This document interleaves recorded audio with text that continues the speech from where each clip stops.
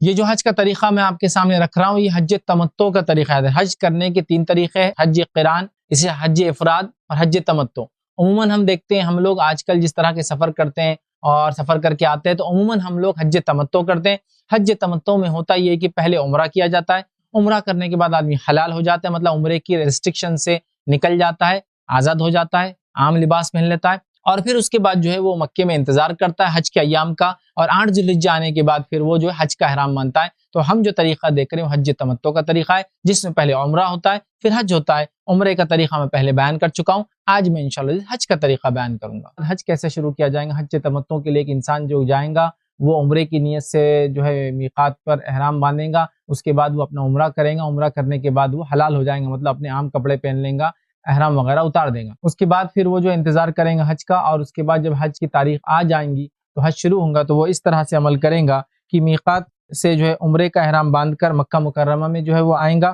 عمرہ ادا کرنے کے بعد وہ احرام اتار کر حلال ہو جائیں گے، حج تمتع جو کر رہے ہیں۔ اس کے بعد کیا کریں گا؟ اس کے بعد یہ ہے کہ 8 ذی الحجہ، 8 ذی الحجہ کو جو ہے جس کو یوم الترویہ کہتے ہیں، وہ مکہ مکرمہ سے اپنی قیام گاہ، مطلب جہاں بھی مکے میں رکا ہے اپنی قیام گاہ سے حج کے لیے احرام باندھیں گے ادھر کی۔ کون؟ وہ شخص جو اب حج کرنے جانا چاہ رہا ہے۔ اسی طرح جو ہے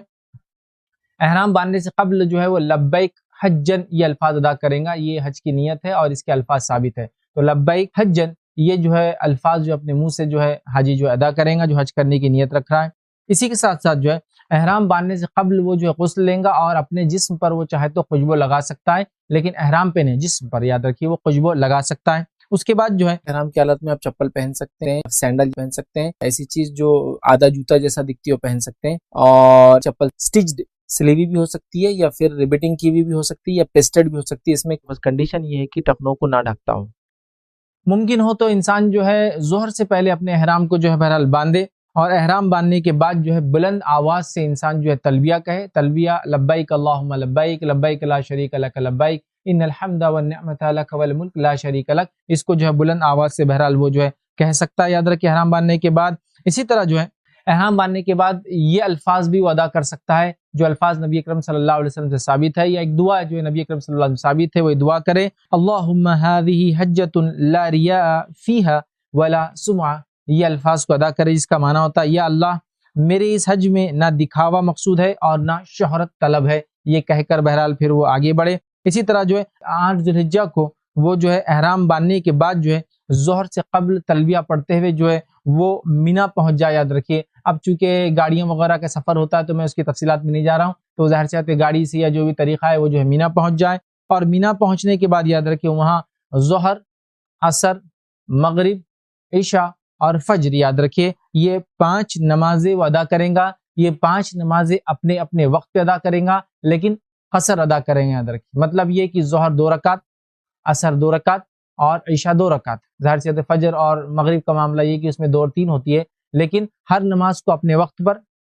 اذان ہوں گی، اقامت ہوں گی، اپنے وقت پہ پڑھیں گا، لیکن قصر کریں گا، مطلب شارٹنگ کریں گا پریئر کو، جیسا سفر میں کرتے لیکن جمع نہیں کریں گا، قصر کریں گا، اور 5 نمازیں یاد رکھی باجماعت وہاں ادا کریں گا مینا میں۔ اس کے بعد یاد رکھیے 9 ذی الحجہ کو جس کو یوم عرفہ کہتے ہیں، یاد رکھیے طلوع آفتاب کے بعد تکبیر اور تحلیل، ظاہر سی بات ہے پورے حج میں یاد رکھیے اللہ کی بڑائی بیان کرنا ہے، تکبیر بیان کرنا ہے، تلبیہ بیان کرنا ہے، توبہ کرنا ہے، استغفار کرنا ہے، دعائیں مانگنا ہے، یہ ہر جگہ آپ یاد رکھیے، ٹھیک ہے۔ تو طلوع آفتاب کے بعد تکبیر اور تحلیل اور تلبیہ کہتے ہوئے یاد رکھیے مینا سے عرفات روانہ ہوں گے، ٹھیک ہے۔ فجر کی نماز کے بعد مینا سے عرفات کے لیے روانہ ہوں گے، یاد رکھیے۔ عرفات کا دن یاد رکھیے حاجی روزہ نہیں رکھیں گا، بہت سارے لوگ غلط فہمی ہوتی ہے، وہ جو روزہ رکھنا ہے وہ غیر حاجی کے لیے، ٹھیک ہے۔ تو عرفات کے دن جو ہے کوئی روزہ نہیں ہوگا، یاد رکھیے۔ اسی طرح عرفات میں داخل ہونے سے قبل یاد رکھیے وادی نمرہ میں ظہر کے وقت قیام کرنا، اور ظہر کے وقت عرفات میں امام حج کا خطبہ سننا، اس کے بعد ظہر اور عصر کی دونوں نمازیں ایک اذان اور اقامت کے ساتھ باجماعت قصر کر کے ادا کرنا، یاد رکھیے، ٹھیک ہے۔ تو یہاں وہ جو ہے مینا سے نکلا اور عرفات میں گیا، عرفات میں جانے کے بعد جو ہے وادی نمرہ کے اندر وہاں جو قیام کرنا، ظہر کے وقت یاد رکھیے عرفات میں جو خطبہ وغیرہ ہوتا ہے اس کو سننا، اس کے بعد ظہر اور عصر کو ملایا جائیں گا، مطلب ایک اذان ہوں گی، دونوں نمازیں پڑھی جائیں گی اور قصر کیا جائیں گا اور جمع بھی کیا جائیں گا، مطلب ظہر 2 رکعت، عصر 2 رکعت، اور ان دونوں کو جمع کیا جائیں گا، ایک اذان 2 اقامت کے ساتھ باجماعت قصر کر کے جو ہے نماز ادا کی جائیں گی، یاد رکھیے، ٹھیک ہے۔ اسی طرح یاد رکھیے اس مسئلے میں اگر ہجوم ہو، رش ہو، تو نمرہ میں آپ نہیں پہنچ سکے، وادی مطلب نمرہ تک نہیں پہنچ سکے، عرفات میں آپ کہیں بھی ہو تو مسئلہ نہیں ہے، آپ وہاں وقوف کر لیں، وہاں رک جائے، کوئی مسئلہ نہیں، کیونکہ میں جانتا ہوں رش وغیرہ ہونے سے نہ آپ کو خطبہ سننے کو ملتا ہے کبھی، نہ آپ جو ہے کسی طرح کا جو ہے دوسرا بہت سارے عمل، جیسا کہ اللہ کے رسول صلی اللہ علیہ وسلم یہاں کھڑے ہوئے تھے، یہ دعا کی تھی، وہ موقع نہیں ملتے، تو آپ کو عرفات کے میدان میں رہنا ہے، آپ چاہے جہاں بھی رہو عرفات کے میدان میں، اس بات کو آپ میک شور کر لیں کہ آپ عرفات کے میدان میں ہو، وادی نمرہ وغیرہ میں آپ کا قیام نہ بھی ہو تو کوئی مسئلہ نہیں، عرفات میں آپ پہنچ جائے، یاد رکھیں، کیونکہ رش وغیرہ کی وجہ سے ہی مسئلہ ہوتا ہے، وہاں مطلب اس جگہ مخصوص مقام پہ رکنا مشکل ہوتا ہے، عرفہ کیونکہ ایک بڑا میدان ہے، آپ جہاں کہیں ہو کوئی مسئلہ نہیں انشاءاللہ، ٹھیک ہے۔ ظہر اور عصر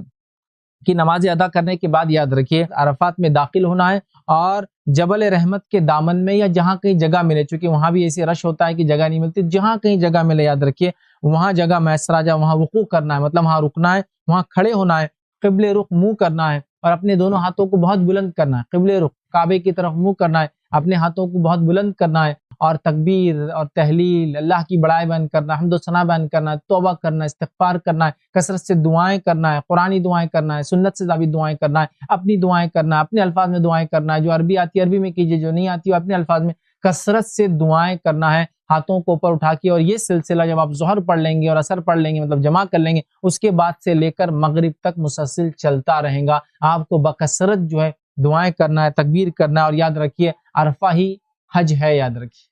یہ بہت اہم چیز ہے، اس کے چھوٹ جانے سے حج نہیں ہوتا۔ بہرحال تو آپ وہاں رک گئے اور آپ نے وہاں جو ہے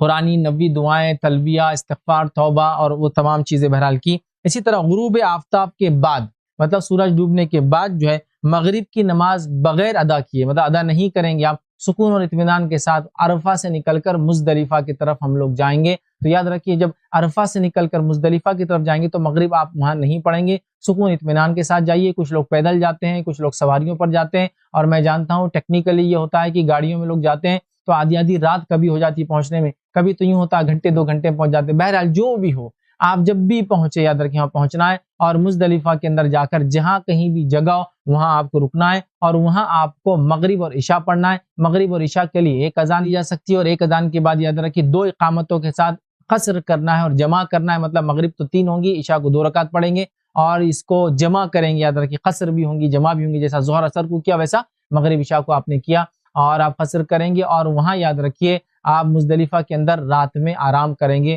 مزدلفہ میں خواہ مخواہ رات میں جاگنا درست نہیں، نبی اکرم صلی اللہ علیہ وسلم نے مزدلفہ میں آرام کیا، رات سو کر گزاریں گے، اور 10 ذوالحجہ کو نماز فجر معمول سے تھوڑا سا پہلے ادا کریں گے، اور نماز فجر با جماعت ادا کرنے کے بعد یاد رکھیے مشعر الحرام پہاڑی کے دامن میں جہاں کہیں مشعر الحرام پہاڑی یہ بھی کبھی کبھار ممکن نہیں ہوتا، یا جہاں کہیں جگہ ملے وہاں آپ رکیں گے، قبل رخ منہ کریں گے، ہاتھوں کو بلند کریں گے، اور سورج طلوع ہونے سے قبل روشنی کے زیادہ ہونے تک، ابھی سورج طلوع نہیں ہوا، فجر آپ نے پڑھ لی لیکن روشنی ابھی بڑھ رہی ہے، روشنی کے زیادہ ہونے تک قبلے کی طرف منہ کر کے آپ کثرت سے دعائیں کریں گے، اللہ کی تسبیح بیان کریں گے، بڑائی بیان کریں گے، توبہ کریں گے، استغفار کریں گے، یاد رکھیے اس طرح کریں گے۔ اسی طرح طلوع آفتاب سے کچھ قبل مطلب ابھی سورج کافی روشنی ہو چکی ہے، طلوع آفتاب سے کچھ قبل سکون اور اطمینان کے ساتھ یاد رکھیے، وقار کے ساتھ تلبیہ پڑھتے ہوئے یاد رکھیے آپ جو ہے مزدلفہ سے نکل کے مینا کی طرف جو ہے روانہ ہوں گے۔ اس میں اگر کچھ آگے پیچھے دیر ہو جائے، سورج نکل جائے، تھوڑا سا وقت بھی ہو جائے تو انشاءاللہ عزیز کوئی مسئلہ نہیں ہے، ٹھیک ہے۔ تو آپ وہاں سے بہرحال وہاں سے نکلیں گے، مینا پہنچنے کے بعد یاد رکھیے یا مزدلفہ سے آپ جب نکلیں گے تو کوشش کریں کہ آپ کنکریاں چن لیں، کیونکہ کنکریاں آپ کو اب لگیں گی جمرات کے لیے، یاد رکھیے رمی کے لیے، یاد رکھیے آپ کو یہ جو ہے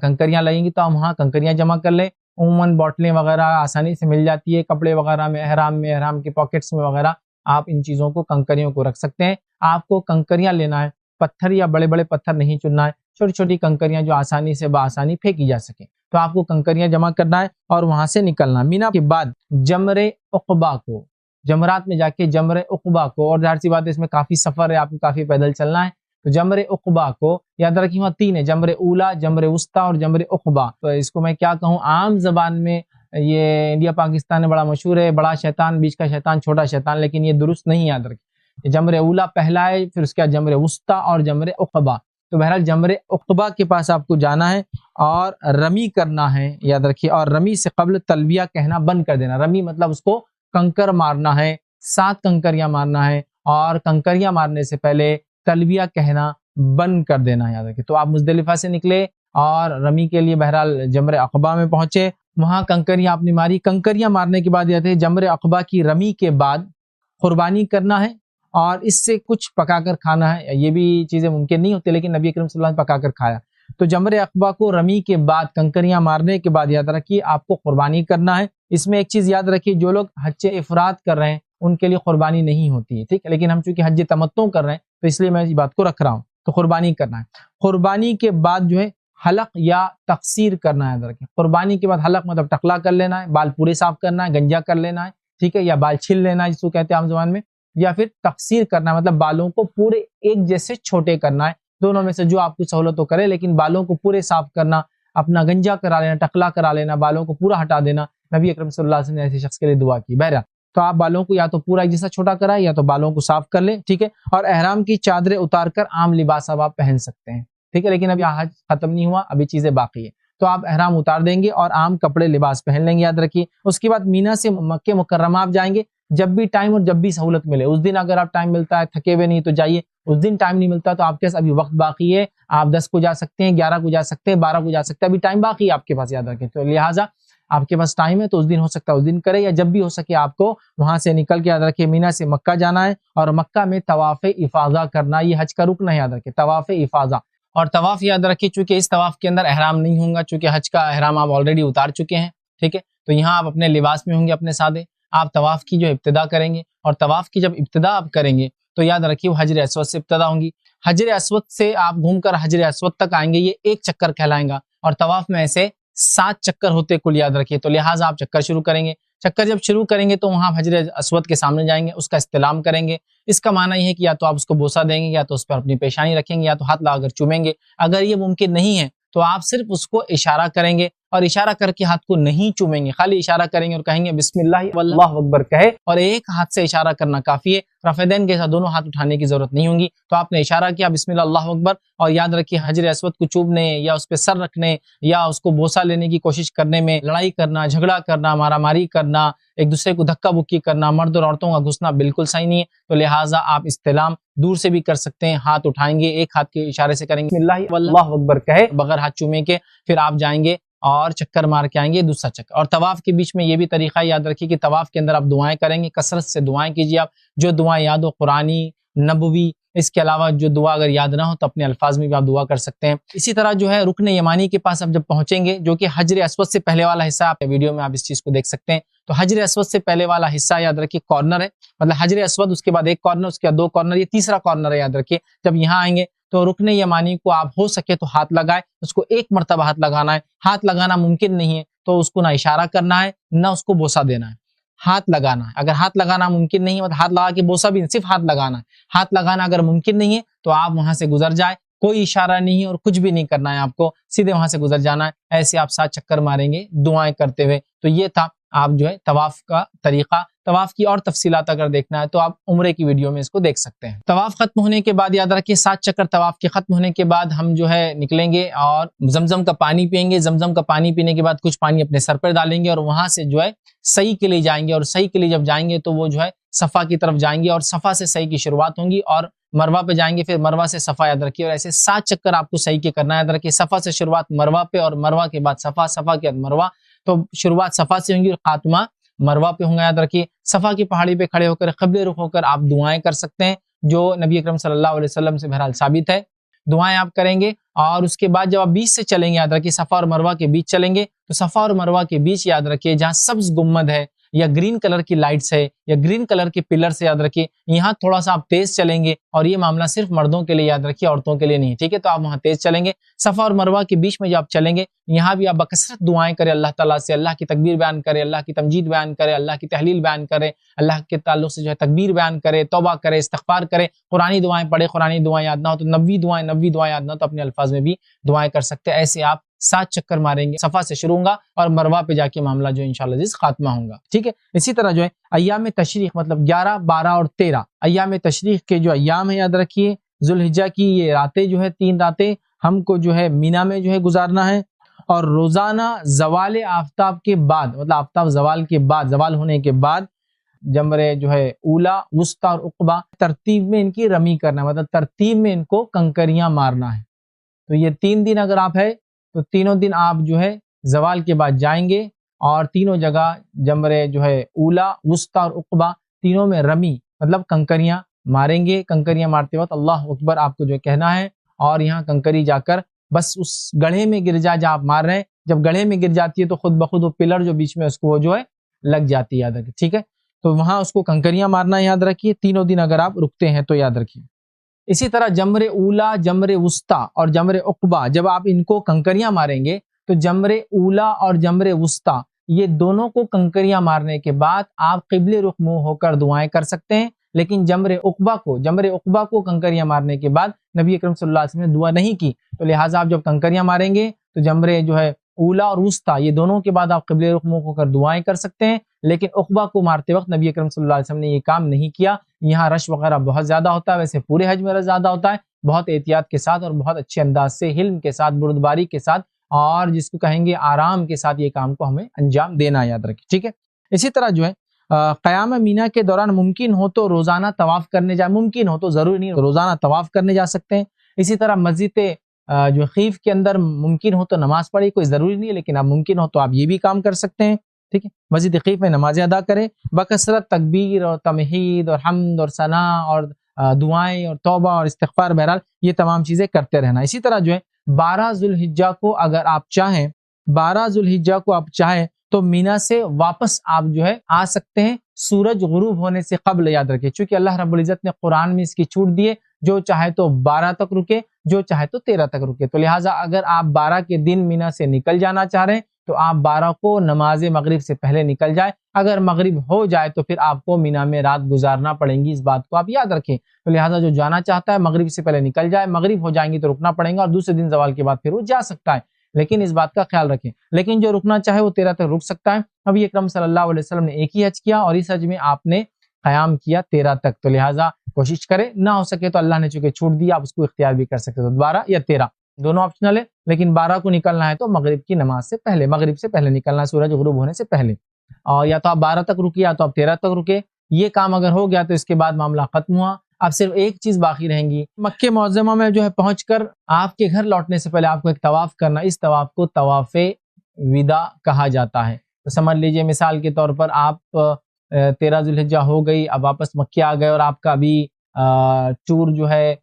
مطلب واپس جب جائیں گا اپنے وطن تو اس کے لیے 5-6 دن بعد جائیں گا، 2-4 دن بعد جائیں گا، 10 دن بعد جائیں گا، یا پھر آپ واپس ملک کے بدلے مدینہ جائیں گے اور مدینہ سے پھر روانہ ہو جائیں گے، تو جب بھی آپ کی مکے سے پھر رخصتی ہو تو رخصتی سے پہلے آپ ایک طواف کریں گے، اسے طواف وداع کہا جاتا ہے، اور طواف وداع کر کے مطلب یہ آخری چیز رہیں گی جو آپ کریں گے مکے سے نکلنے سے پہلے، پھر چاہے مکے سے نکل کے اپنے وطن جائے یا پھر مدینہ جا کے وہاں سے چلے جائے تو آپ طواف وداع کریں گے۔ اور یہ حج کی چند باتیں تھی، اور یہاں حج ختم ہوتا ہے، اور یہ چند باتیں تھی جو حج کے تعلق سے آپ تمام کے سامنے رکھنے کی بہرحال کوشش کی ہے، اور بھی تفصیلات ظاہر سی بات اس میں ہوتی ہے، بہت ساری چیزیں ایسی ہوتی ہے جو وہاں زمین، زمانہ، حالات، رش اور ماحول کے اعتبار سے پیچیدگی آتی ہے، وہاں علماء حضرات موجود ہوتے ہیں، آپ ان سے پوچھیں، یا نکلنے سے پہلے اپنے مقامی حضرات جنہوں نے حج کیا ہے ان سے بھی آپ تفصیلات بہرحال لے سکتے ہیں۔ اسی پر اپنی بات کو میں ختم کروں گا، اللہ رب العزت سے دعا ہے کہ اللہ سبحانہ تعالیٰ ہماری عبادتوں کو جو ہے قبول کرے، ہمارے عمرے اور حج کو قبول کرے، اس کو ریا اور جو ہے دکھاوے سے اس کو محفوظ رکھے، ہماری عبادتوں کو قبول کر کے ہماری مغفرت کرے،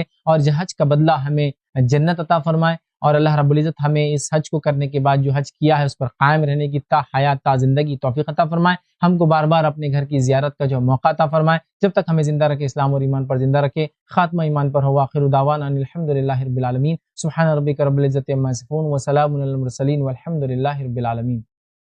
اب تیسری نماز جو ہم پڑھ سکتے ہیں جو نوافل میں ہے جس کی بڑی فضیلت ہے وہ نماز صلاۃ الضحیٰ۔ اب بہت سے لوگ پریشان ہوں گے اب یہ کون سی نئی نماز صلاۃ الضحیٰ؟ صلاۃ الضحیٰ ہمارے علاقے میں الگ الگ ناموں سے پہچانی جاتی ہے، جس کو یا تو اشراق کہتے ہیں، یا تو چاشت کہتے ہیں، یا تو اوابین کہتے ہیں۔ یہ نماز ایک ہی ہے، اس کے نام 3 ہیں۔ نماز کو کہتے ہیں عربی میں صلاۃ الضحیٰ، ظہر نہیں ضحیٰ، ٹھیک؟ یہ نماز کیا ہے اور کب پڑھی جائے؟ تو اگر صلاۃ الضحیٰ بالکل سورج نکلتے ہی پڑھی جائے، طلوع آفتاب کے فوراً بعد پڑھی جائے تو اس نماز کو اشراق کہا جاتا ہے۔ صلاۃ الضحیٰ کو سورج نکلتے ہی اگر پڑھا جائے فوراً، اس کو کہتے ہیں اشراق۔ تو مسجدوں میں لکھا ہوتا ہے اشراق کا وقت، اور اشراق کا وقت یاد رکھیے، فجر کے بعد سے اشراق کے وقت تک کوئی نماز ہو بھی نہیں سکتی، کہ تو وہ 20 منٹ طلوع آفتاب کے ہوتے ہیں. تو 6 بجے اگر طلوع آفتاب ہے تو 6:22 کو اشراق شروع ہوتی ہے، یا 20 منٹ کا آپ کم از کم فرق لے لے ہمارے علاقوں کے اعتبار سے. ٹھیک، تو صلاۃ الضحیٰ کو اگر آپ اول وقت میں پڑھے سب سے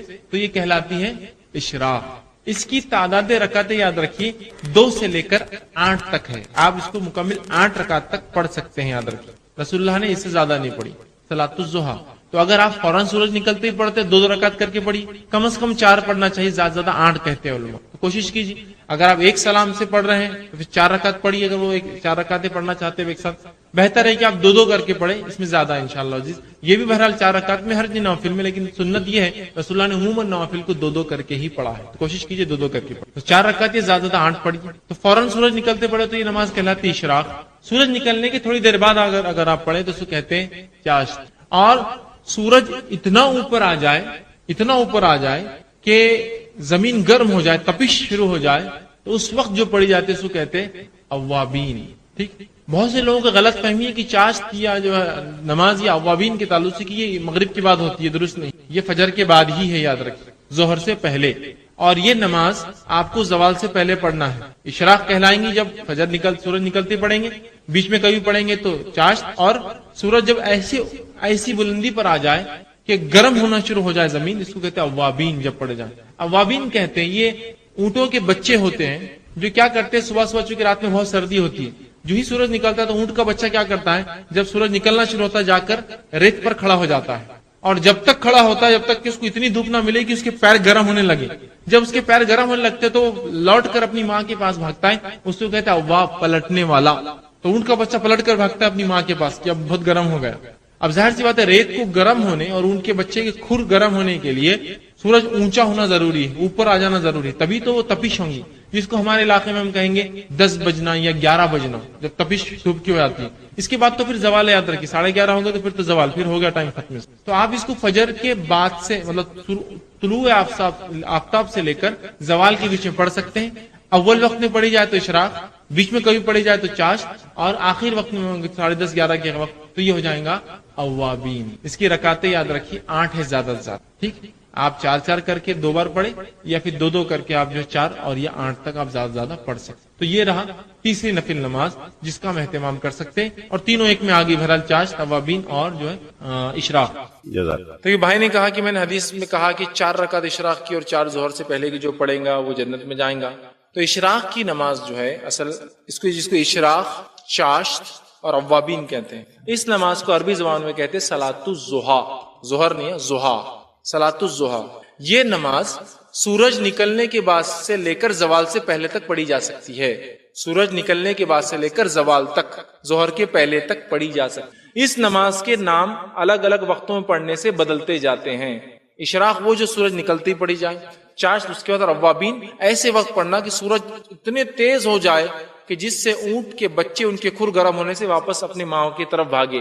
اواب کہتے پلٹنے والے کو. ٹھیک، تو بہرحال ویسے ہو جائے اس وقت کو پڑھنا. لہٰذا یہ نماز کو 2 کر کے پڑھ سکتے، کم از کم 2 اور زیادہ سے زیادہ 8 رکعت. صلاۃ الضحیٰ کم از کم 2، زیادہ سے زیادہ 8 رکعت. حدیث میں آ رہا ہے کہ 2 نہیں 4 پڑھے. اس کا مطلب یہ کہ 2 پھر 2، زیادہ سے زیادہ پڑھنا ہے تو اور 2 مطلب 8. لہٰذا جو 4 بھی پڑھے اس کے لیے ہے، جو زائد پڑھنا چاہے تو 8 تک پڑھ سکتا ہے. اور اس کی رکعتیں 2 کر کے ہیں، تو 2 پڑھے پھر 4 پڑھے. اگر کوئی صرف 2 پڑھتا ہے تو اشراق تو ہو جائیں گے، لیکن ثواب میں شامل ہونا ہے تو 4 پڑھنا پڑے گا ڈیلی کم از کم. 4 سے مور بھی آپ جا سکتے ہیں، اس لیے کہ 8 تک یہ رکعتیں ثابت ہے، تو آپ 2 کر کے اس کو پڑھ سکتے ہیں. تو 4 تو کم از کم پڑھنا ہے. اگر وہ حدیث کے تحت جانا ہے، وقت نہیں تو آپ 2 بھی پڑھ سکتے ہیں، اس لیے کہ اس کا ثواب تو ملے گا، لیکن وہ ثواب کے مستحق ہونے کے لیے یہ 4 اور ظہر کی 4 کو لگاتار پڑھتے رہنا. شکریہ.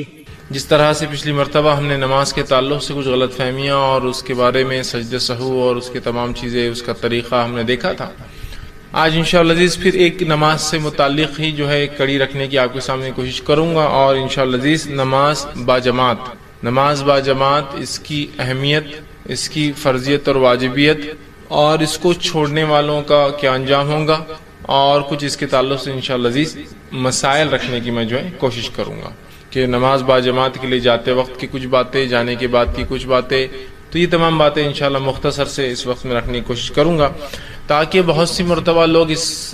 عنوان سے متعلق سوال کرتے ہیں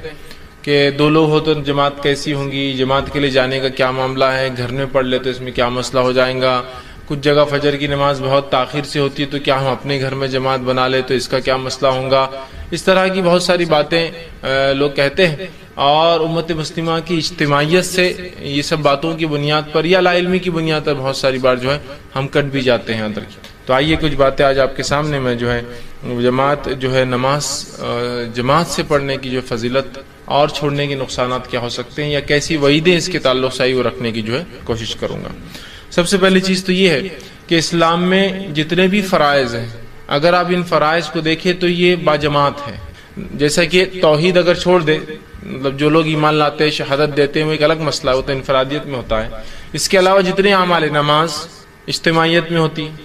ٹھیک ہے، اسی طرح جو ہے روزہ اجتماعیت میں ہے، ایسا نہیں ہے کہ ایک جماعت یہ مہینے روزہ رکھے، اگلی جماعت وہ مہینے روزہ رکھے، اگلی جماعت یہ مہینے روزہ رکھے تاکہ مختلف دنوں میں روزے چلتے رہیں، ایسا بھی نہیں۔ اسی طرح جو ہے زکوٰۃ اجتماعیت کا نظم ہے، بیت المال میں زکوٰۃ جمع ہوں گی۔ حج اجتماعیت کا نظم ہے کہ تمام لوگ حج ایک ساتھ کرتے ہیں، حج کے لیے بھی کوئی وقت نہیں کہ 15 دن بعد ان کا وقت، 15 دن بعد ان کے بعد 15 دن بعد ان کا وقت، ایک ہی ہے۔ تو اسلام میں جماعت کے بغیر مسلمان کا تصور نہیں یاد رکھے۔ تو اسی طرح نماز جو کہ ارکان اسلام میں دوسرا رکن ہے، شہادت کے بعد دوسری اہم جو ہے عبادت ہے، فرائض میں سے دوسرا فریضہ ہے، اس کے تعلق سے بھی یاد رکھیں اسے اجتماعیت میں ہمیں کرنا ہے، انفرادیت میں نہیں کرنا ہے۔ اور نبی اکرم صلی اللہ علیہ وسلم با جماعت نماز کے حکم دیتے ہیں۔ اللہ رب العزت کئی مرتبہ قرآن میں ورکعوا مع الراکعین ایک جگہ کہا کہ رکوع کرو رکوع کرنے والوں کے ساتھ۔ تو ظاہر سی بات ہے رکوع کرنے والوں کے ساتھ رکوع کرو مطلب رکوع نماز کے اندر ایک اس کا رکن ہے، جب نماز ہم پڑھتے ہیں تو رکوع کرو رکوع کرنے والوں کے ساتھ مطلب اجتماعیت میں نظم ہوگا، ہے نا۔ اسی طرح کہیں کہا کہ جب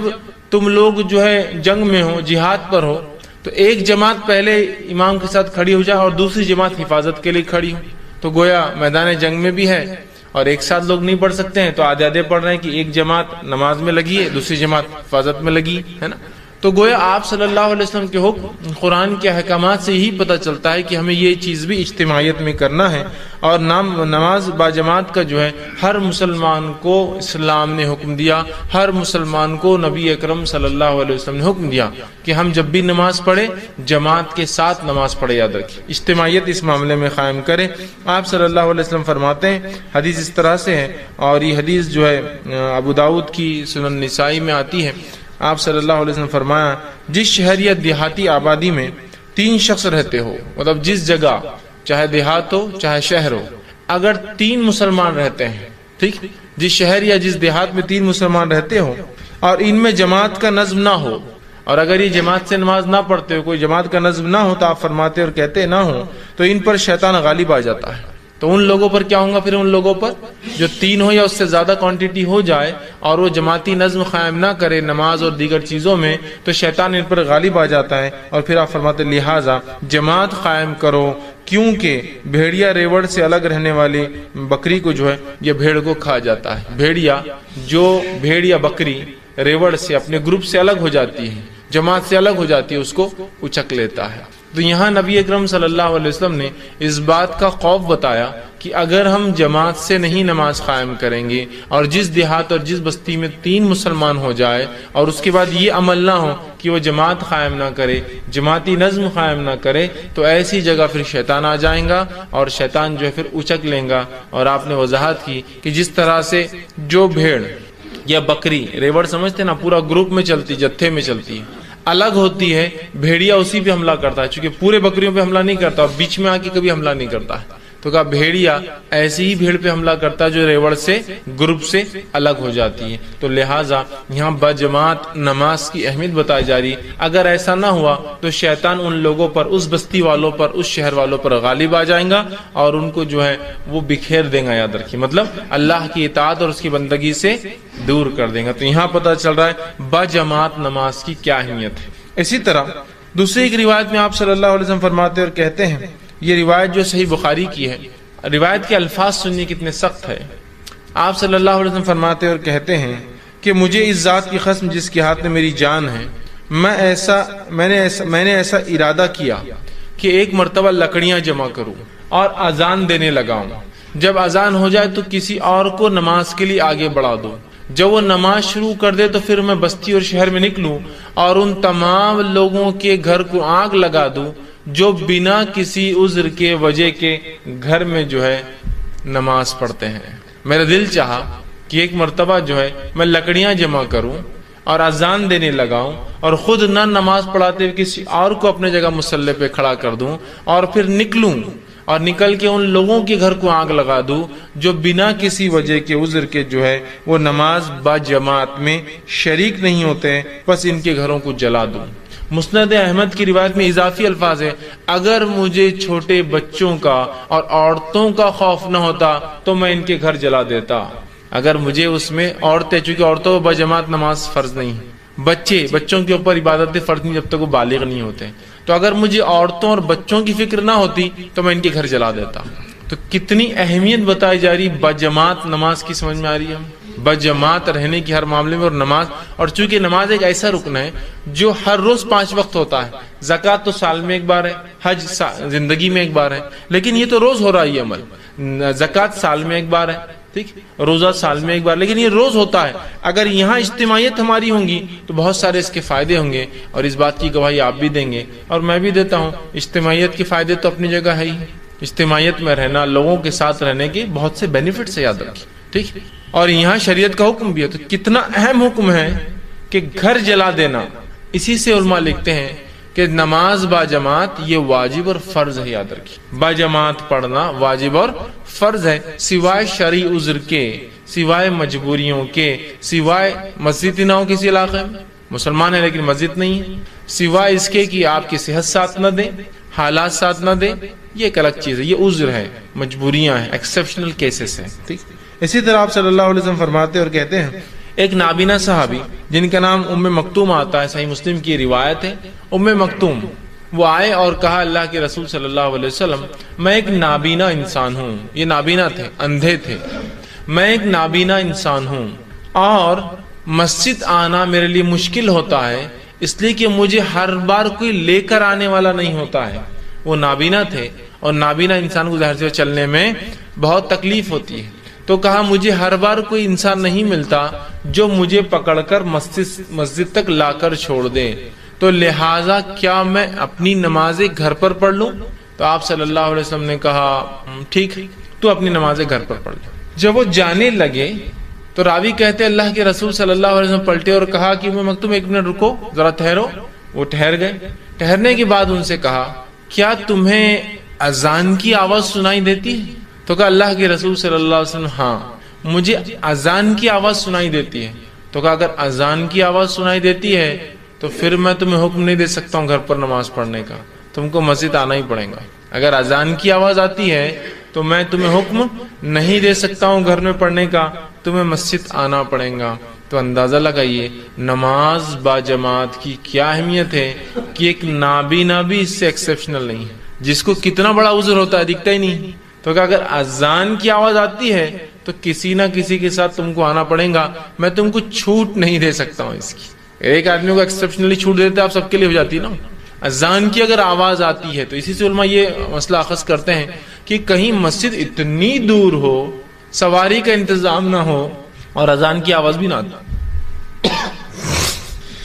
اور اذان کی آواز بھی نہ آتی ہو تو بہرحال وہ آدمی پھر مجبور ہے، اگر وہ جماعت سے نہ پڑھ سکے تو الگ بات ہے، کیونکہ اذان نہیں آ رہی، مطلب مسجد بہت دور ہے کہ اذان کیا اسے سنائی نہیں دیتی، ورنہ اگر سنائی دیتی تو جانا پڑے گا، نابینا کو بھی جانا پڑے گا۔ اب آج دیکھیے مسجد ہم سے جو ہے 10 میٹر کی دوری پہ بھی نہیں، 100 قدم کی دوری پر بھی نہیں، لیکن تجارت ہے، کسٹمر بہت آتے تو یہاں جلدی ہو جائیں گے نا، مسجد جانا، سب بندی کرنا، جماعت میں کھڑے ہونا، امام صاحب پھر لمبے لمبے سورے پڑھا دیں گے تو ایک وہ مصیبت نہیں ہو جائیں گی سوار، تو وہ سوروں کو سننا، اس کے بعد آنا، تو 15 منٹ تو مار کھا جا رہے اپنے، حالانکہ ہم یہ نہیں سوچ رہے یہ 15 منٹ ہی جمع ہوتے ہیں وہاں آخرت کے اعتبار سے۔ تو میں کیا کرتا ہوں، ایک مصلی لے لیتا ہوں، نماز تو نہیں چھوڑا الحمدللہ، لیکن مصلی لے لیتا ہوں اور اندر ہی بچھا لیتا ہوں دکان کے اندر، اور وہیں فوراً جو ہے رکعت باندھی اور فر جلدی سے ختم ہوا، نہ جانے کا وقت لگا، نہ آنے کا وقت لگا، نہ امام صاحب کی لمبی لمبی رکعتیں ملی، اور آرام سے جو ہے نماز ہو گئی، اپنا بزنس بھی چالو۔ ایک بھائی کھڑا ہے، دوسرا نماز پڑھ رہا ہے، پھر دوسرا کھڑا ہوتا ہے، پہلا پڑھتا ہے، حالانکہ بازو جماعت ہو رہی ہے۔ کس قسم کی سستی اور عہدی پن ہے، یاد رکھیے، کس قسم کا، آپ اندازہ لگائیے۔ اور ہر جگہ ہی سستی اور کاہلی نظر آ رہی، چاہے تجارت کو آگے بڑھانے کے لیے، چاہے معاملات میں جو ہے آگے بڑھنے کے لیے، ہے نا. ایک امپورٹنٹ میٹنگ ہے، میں تو یہ ان کی بات کر رہا ہوں جو نماز پڑھتے ہیں لیکن جماعت سے نہیں پڑھتے. ابھی بے نمازی کی بات نہیں ہو رہی، لہٰذا میں بے نمازی کے نقصانات وہ میں کچھ نہیں رکھوں گا آج انشاءاللہ آپ کے سامنے، وہ میرا عنوان نہیں ہے چونکہ، ورنہ پھر اس میں ایک درس چلا جائے گا کہ نماز کی اہمیت اور بے نمازی کے کیا نقصان ہو سکتے ہیں.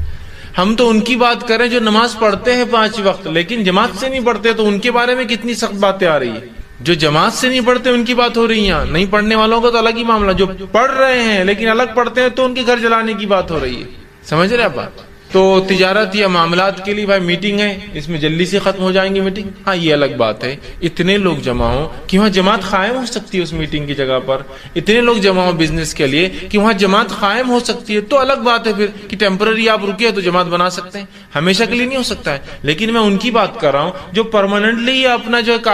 سلسلہ بنا دیتے ہیں کہ کچھ ہوا کہ بس جماعت کے لیے گھر میں کھڑے ہو گئے، کچھ ہوا کہ بس جماعت کے لیے گھر میں کھڑے ہو گئے، مطلب نماز کے لیے گھر میں کھڑے ہو گئے. انفرادی ہوتا ہے یا کبھی مسجد نہ جانے کو چرانے کے لیے، حالانکہ 10 قدم پہ مسجد ہے، ایک جماعت اپنی بنا لے تاکہ یہ جماعت جلدی ہوں گی نا، اپنے حساب سے ہوں گی کہ وہ دستر پہ کھانا لگ چکا ہے، اب کہاں مسجد جاتے نماز کے لیے، یہیں پڑھ لیں گے. میں ایکسیپشنل کیس کی بات نہیں کر رہا ہوں کہ رمضان میں آپ کسی دعوت میں ہیں جہاں الحمدللہ رمضان میں تو تقریباً لوگ نماز پڑھتے ہی ہیں، جس کی وجہ سے مسجدیں ویسے ہی نہیں پڑتی ہے، تو مسجد والے بھی چاہتے ہیں کہ آپ کہیں پڑھ لے تو اچھا ہوتا ہے نا. مسجدیں نہیں پڑتی ہے ویسے ہی نہیں پڑھ رہی ہے نمازوں میں، عام نمازوں میں تو کوئی خاص دعوت ہو جائے محلے میں تو مسجد تو پیک ہو جاتی ہے، تو ظاہر سی بات ہے وہاں کو بنا لے، وہ تو ایکسیپشنل کیسز ہوتے ہیں. لیکن جنرل اس میں ہم ایسا کرتے ہیں، بہت سے لوگ ایک سلسلہ بنا لیتے ہیں کہ بس گھر میں نماز پڑھ لو، بزنس کی جگہ نماز پڑھ لو، چھت پر نماز پڑھ لو. ٹھیک، مجبوریاں الگ چیز ہے کہ میں کالج میں ہوں جہاں سے مسجد نہیں، اذان کی آواز نہیں آتی تو میرے لیے پھر جانا بھی ضروری نہیں، تو وہاں میں جماعت بنا لیتا ہوں یا وہاں میں پڑھ لیتا ہوں مصلی ڈال کے نماز انفرادی. وہ الگ شکلیں ہیں، لیکن عام اعتبار سے ہم دیکھتے ہیں لوگ بہت جی چراتے ہیں نماز کے معاملے اور پڑھتے ہیں. اور جب انسان جماعت سے چھوٹ جاتا ہے نا، تو یہ میرا تجربہ اور مشاہدہ ہے، میں نے دیکھا ہوں جن لوگوں نے با جماعت نماز کو چھوڑا، پھر گھروں میں جماعتیں چالو کی، پھر انفرادی، چونکہ گھر میں جماعت مینٹین نہیں ہو سکتی کبھی، پھر انفرادی چونکہ لوگ نہیں آنے، انفرادی جماعتیں چالو کی. اس کے بعد ایک زمانہ پھر تاخیر سے نماز پڑھنے لگے، حالانکہ نماز چھوڑنے کی وجہ تھی لوگ اول وقت میں نہیں پڑھتے بلکہ میں گھر میں پڑھوں اپنی جماعت میں، پھر تاخیر سے پڑھنے لگے اور پھر حال یہ ہو گیا کہ نمازوں کو جمع کر کے پڑھنے لگے، اور پھر حال یہ ہو گیا کہ تھوڑے دن بعد بے نمازی بن گئے. تھوڑے دن سے مراد کچھ سالوں اور کچھ وقت میں بے نمازی ہو کہ نماز کی پرواہ ہی نہیں، بیٹھے ہیں تو جو بیٹھے ہیں تو ظہر اور عصر کا وقت بھی ہوگا مغرب تک، چلو میں تو مسافر ہوں، میں تو سفر میں آپ سے ملنے آیا ہوں، میں تو جمع کر رہا ہوں، لیکن جو مقیم ہے وہ بھی میرے ساتھ بیٹھا ہے. اچھا ظہر اور عصر مل سکتی ہے، مغرب اور عشاء مل سکتی ہے نا، لیکن ایک انسان عصر سے میرے ساتھ مغرب بھی بیٹھا ہے، عشاء تک بیٹھا ہے، میں تو اپنی ظہر عصر ملا کر آیا ہوں لیکن پھر بھی وہ بیٹھا ہے، حالانکہ بڑا علامہ بتاتا ہے اپنے آپ. لیکن چونکہ پہلے کہا یہ اول وقت میں نہیں پڑھتے، الگ پڑھتا ہوں جماعت سے، پھر جماعت ختم ہوئی، پھر انفرادی، اور نماز ہی پوری مکمل چھوٹ گئی پھر ایسے لوگوں سے. تو بڑی احتیاط کریں، با جماعت نماز کو کبھی معمولی نہ سمجھیں، ہر بار کوشش کرے کہ جماعت کے ساتھ پڑھوں. اس کی بڑی اہمیت ہے کہ ایک نابینا کو بھی اس سے ایکسیپشنل مستثنا نہیں کیا گیا شریعت میں. اسی طرح صحیح مسلم کی روایت ہے، عبداللہ ابن مسعود رضی اللہ عنہ فرماتے ہیں، بڑی سخت بات وہ کہتے ہیں، کیا فرماتے سنیے. وہ فرماتے ہیں کہ ہم میں سے کوئی بھی، آپ صلی اللہ علیہ وسلم کے زمانے میں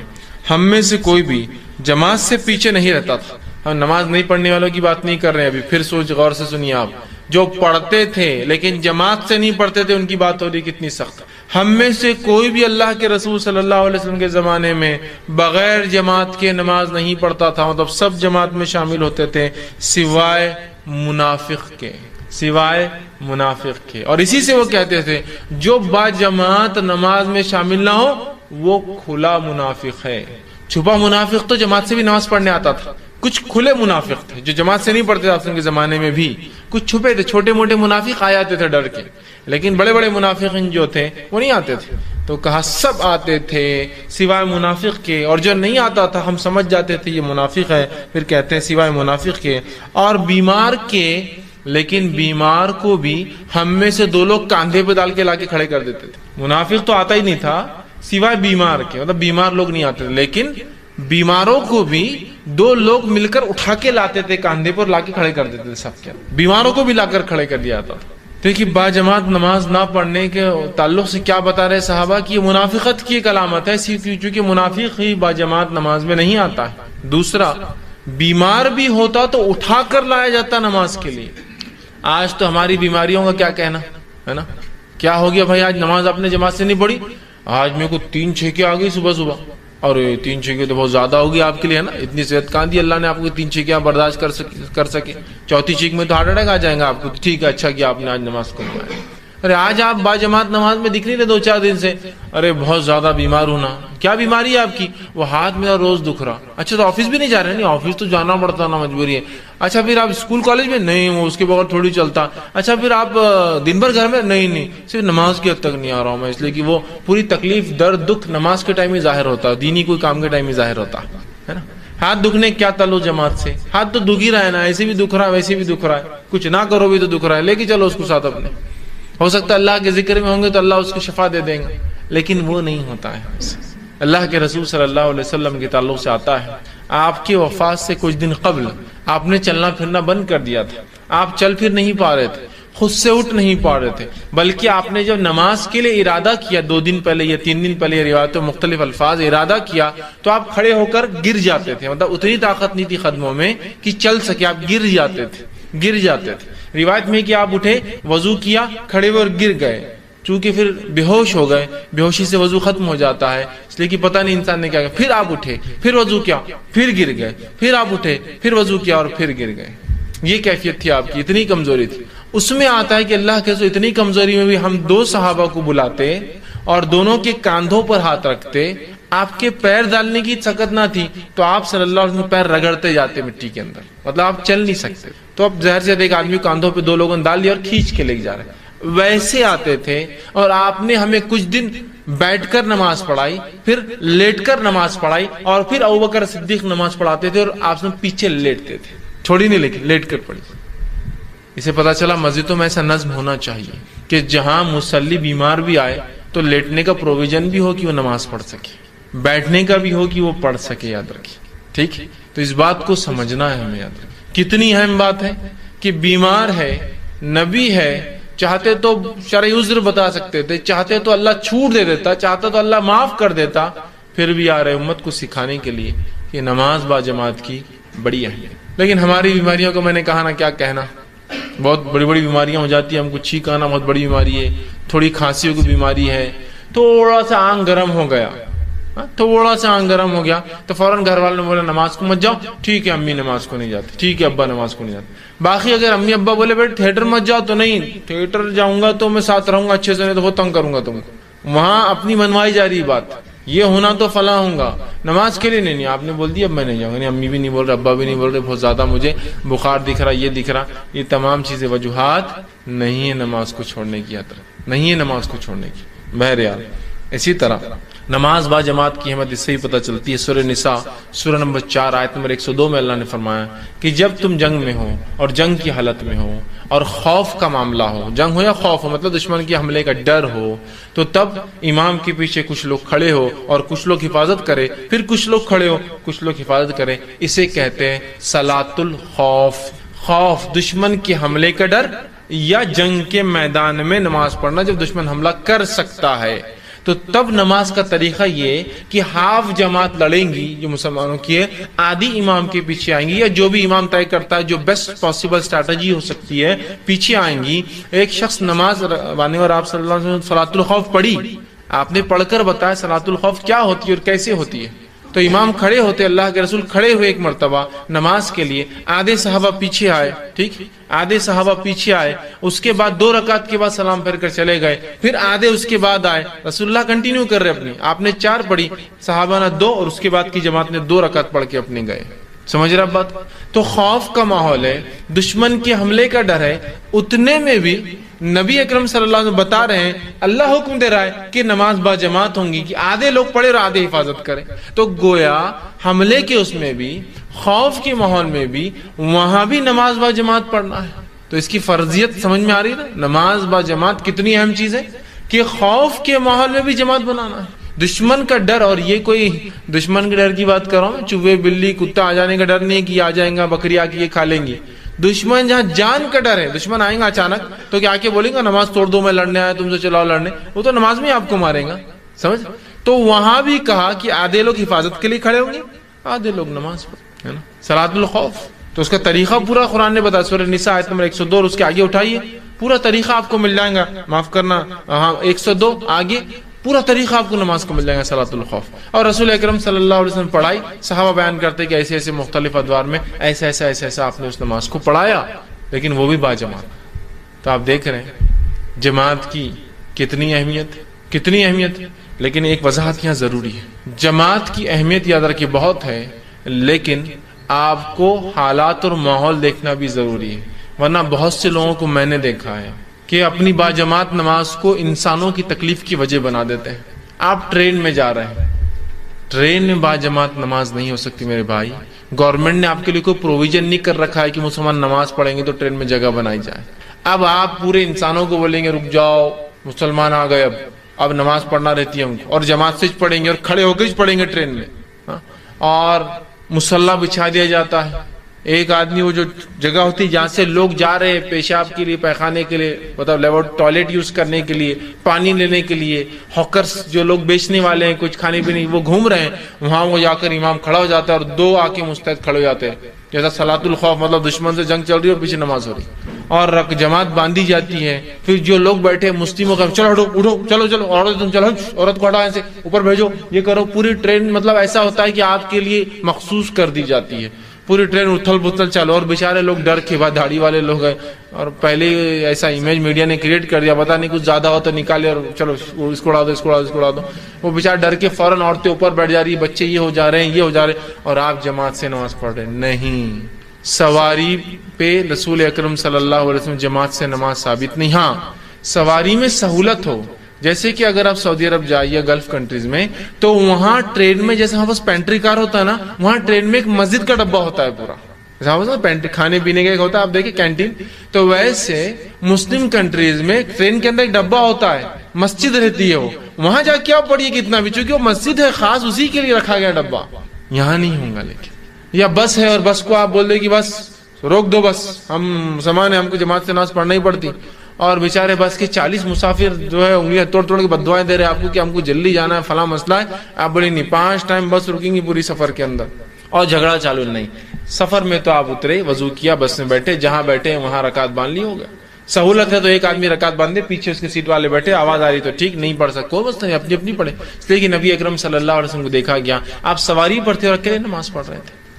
और आप खिबले का भी वो नहीं करते, खिबला दूसरी जानिब होता, आप दूसरी तरफ नमाज पढ़ते, मतलब सवारी पर खिबला भी कोई शर्त नहीं है। तो ये वजाहत, वरना जमात की वो हो गई और आप चलते प्लेन में बोलेंगे अब हम सब जमात से नमाज पढ़ेंगे, क्रू पूरा परेशानी क्या कर रहे हैं, नया मसला ये। हालांकि सऊदी एयरलाइंस में प्रोविजन होता है एक नमाज का, और उतनी जगह वो खास रखते हैं जहाँ वो भी उनके क्रू के लोग भी पढ़ते हैं, कैप्टन भी आता है पढ़ता है, और दूसरे लोग भी पढ़ते हैं, डायरेक्शन भी कंटिन्यू खिबले का देते रहते कहाँ है, वो एक अलग शक्ल है। लेकिन आप कोई भी फ्लाइट में यहाँ बैठ कर पढ़िए, सहूलत नहीं है ना, और खड़ना रिस्क भी होता है। नहीं, अब बाजमात नमाज तो प्लेन में भी होंगी, और ताकि अल्लाह के पास गवाही रख, हवा में भी हम जो है जमात से पढ़ रहे थे नमाज, और लोग जिद करते हैं, लोग परेशान हो जाते हैं, सबको तकलीफ होती है, और एक अजीब मंजर खिंच जाता है कि कैसा अजीब सख्त किस्म का दीन है जो इनको सहूलत नहीं देता है। आम हालत में, सहूलतों में बाजमात नमाज फर्ज है। मजबूरियां हैं, मुश्किलें हैं, हालात है, ठीक है, सफर है, सवारी है, ये समझने की जरूरत है। क्योंकि एक वाकया इससे पहले मैंने सुनाया था, आप लोगों ने सुना होगा, एक मैंने देखा था कि कुछ लोगों ने जमात से नमाज खड़ी कर दी ट्रेन के अंदर। हालत ये हुई कि एक औरत जो सफर में थी, उसके पास इतनी सहूलत ना थी कि अपने बच्चे को डायपर पहना सके, उसके बच्चे ने पैखाना कर दिया, और हमारी नमाज तो खत्म हो रही नहीं, बाजमात पढ़े ना, पूरी ट्रेन ब्लॉक। वो बेचारी बैठी, क्या तस्वुर उसने इस्लाम का लिया होगा कि कैसे लोग हैं कि मुझे बुनियादी सहूलतें इस्तेमाल करने से भी इनकी जमात ने, उनकी इबादत ने रोक दिया। ये नहीं होना चाहिए, याद रखिए, ये नहीं होना चाहिए। ये चीज को समझना बे इंतहा जरूरी है हम लोगों के लिए कि जमात से नमाज भी पढ़ना है, लेकिन इंसानों का जब मामला आ गया